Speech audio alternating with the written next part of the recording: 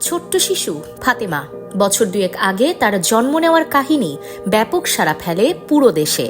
সে যখন মায়ের পেটে তখন ত্রিশালে ট্রাক চাপায় মারা যায় তার বাবা, মা ও 6 বছর বয়সী বোন।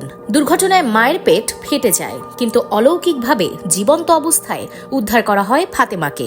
সেই শিশুটি বড় হচ্ছে ঢাকার আজিমপুরে অবস্থিত ছোট্টমণি নিবাসে।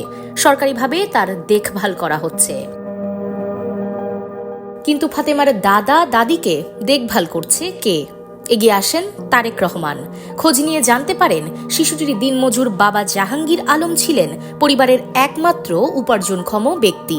জাহাঙ্গীরের মৃত্যুতে তার বৃদ্ধ বাবা মা যেন অসহায় হয়ে না পড়ে, সেজন্য প্রতি মাসে ত্রিশাল উপজেলার মঠবাড়ি ইউনিয়নের রায়মণি গ্রামে শিশু ফাতেমার দাদা মোস্তাফিজুর রহমান বাবুলের কাছে মাসিক বাজার পৌঁছে দেওয়া হয়। আর এর পুরোটাই বহন করেন বিএনপির ভারপ্রাপ্ত চেয়ারম্যান তারেক রহমান। এটি তার মানবিকতার ছোট্ট একটি উদাহরণ মাত্র। এরকম হাজারো পরিবারের দায়িত্ব কাঁধে তুলে নিয়েছেন তারেক রহমান। এজন্য তিনি কারো রাজনৈতিক মতাদর্শ বিচার করেন না। অনেকটা গোপনে এই ধরনের কাজ দীর্ঘদিন ধরে করে আসছেন তিনি, যা কখনো সামনে আসেনি। তিনি নিজেও এসব কাজ প্রকাশ্যে আনতে চান না। শুরুতে বৃদ্ধ ও এতিম এমন 25টি পরিবারের দায়িত্ব নেন তারেক রহমান। পর্যায়ক্রমে এই সংখ্যা 1300 ছাড়িয়েছে। দরিদ্র, অসহায় কিন্তু মেধাবী এমন অনেক শিক্ষার্থীর যাবতীয় খরচ বহন করেন তারেক রহমান।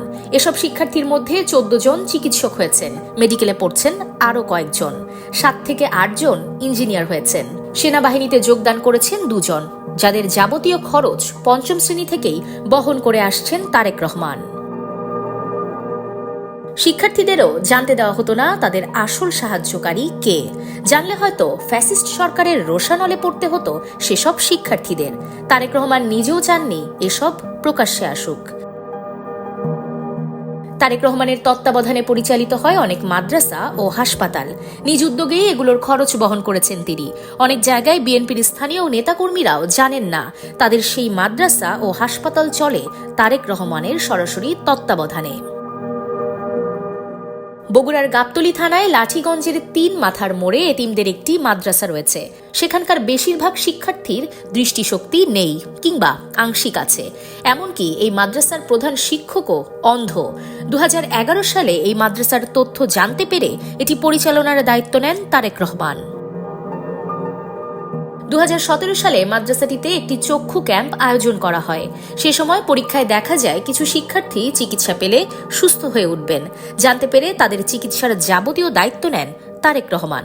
7 জন শিক্ষার্থী এখন চোখে দেখতে পান। বগুড়ার এই এতিমখানার মতো সারা দেশে আরও 5টি এতিমখানার দায়িত্ব নিয়েছেন বিএনপির এই ভারপ্রাপ্ত চেয়ারম্যান। এই পর্যন্ত 12 জনের কৃত্রিম হাত পা সংযোজনের ব্যবস্থা করে দিয়েছেন তারেক রহমান। তারা বিভিন্ন সময়ে আওয়ামী লীগ নেতাকর্মী বা পুলিশি নির্যাতনে হাত পা হারিয়েছেন। এছাড়াও গুম, খুন হওয়া ব্যক্তিদের পরিবারগুলোর মধ্যে 3 জনের বিয়ের আয়োজনও করেন নিজ উদ্যোগে।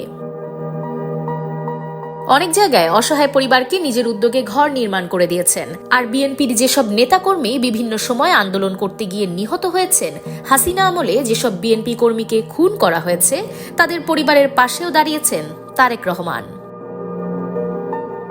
লক্ষ্মীপুরের কমলনগরের যুবদল নেতা ফেরদৌস, হাসিনা আমলে তাকে পুলিশ ধরে নিয়ে নির্যাতন চালিয়ে হত্যা করে। নিহত এই যুবদল নেতার পরিবারকে 1 খণ্ড জমি কিনে ঘর নির্মাণ করে দিয়েছেন তারেক রহমান। এভাবে বহু বিএনপি, যুবদল ও ছাত্রদল সহ অঙ্গ সংগঠনের নেতাকর্মীরা হামলা, মামলা ও পঙ্গুত্ব বরণ করেছেন। ফেরদৌসের মতো নির্যাতিত প্রত্যেক নেতাকর্মীর পাশে দাঁড়াতে নির্দেশ দিয়েছেন বিএনপির এই ভারপ্রাপ্ত চেয়ারম্যান। ছাত্র জনতার গণ অভ্যুত্থান চলাকালে আইন শৃঙ্খলা বাহিনীর গুলিতে নিহত ময়মনসিংহের শহীদ হাফিজ মোহাম্মদ সাদেকের পরিবারকে একটি দোকান করে দিয়েছেন তারেক রহমান। এভাবে ছাত্র জনতার আন্দোলনে নিহত ও আহতদের এই পর্যন্ত 150 জনকে সহযোগিতা করেছেন তিনি।